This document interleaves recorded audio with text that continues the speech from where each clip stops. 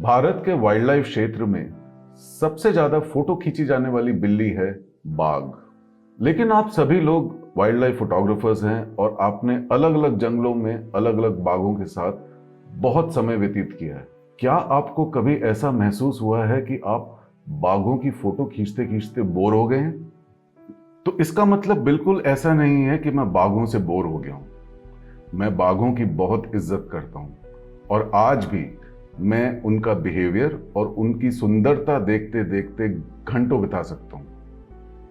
आप बाघ के सामने बैठे हैं, लेकिन एक फोटोग्राफर होने के नाते आपने कई बार अपना कैमरा भी नहीं उठाया। आपको कई बार लगता है कि लाइट काफी हार्श है।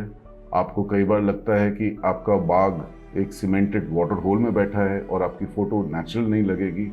तो ऐसे आपने अपने लिए बहुत सारी वजहें डेवलप कर ली हैं कि आप कैमरा ना उठाएं। मैंने अपनी फोटोग्राफी की बोरियत से जूझने के लिए बहुत सारे रास्ते ढूंढ लिए हैं और आज मैं आपके सामने ऐसे ही कुछ रास्ते पेश करने वाला हूं। बाघ एक अद्भुत जानवर है जो जंगल में आपको मंत्रमुग्ध कर देता है, और खासकर जब वो आराम कर रहा होता है और आपको फोटोग्राफी का टाइम देता है तो आपके मन में हमेशा ये विचार आता है कि इसका पोर्ट्रेट खींचा जाए।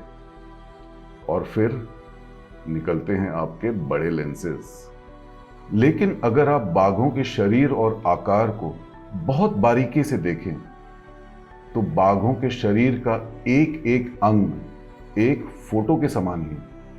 लेकिन क्या आपने कभी सोचा है कि आप अपने लेंस के फोकल लेंथ को बढ़ा के एक बाघ के पूरे शरीर को छोटे छोटे हिस्सों में बांट के भी फोटो खींच सकते हैं? भले ही उसकी आंख हो, नाक हो या शरीर की धारियां, बाघों की दुनिया में बहुत सारी ऐसी पोर्ट्रेट्स हो सकती हैं जो शायद आज तक किसी ने ली ही ना हो। अब हम बात करते हैं सीमेंटेड वाटर होल में बैठे हुए बाघ की।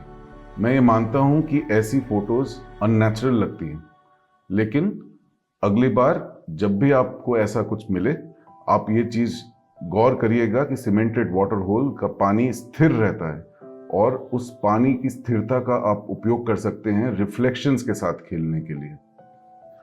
इतना ही नहीं, ऐसे बाघों के पानी से उठने का आप जरूर इंतजार करिए, क्योंकि उनके पेट से जो पानी की धारा टपकती है उसका आप क्रिएटिव इस्तेमाल कर सकते हैं।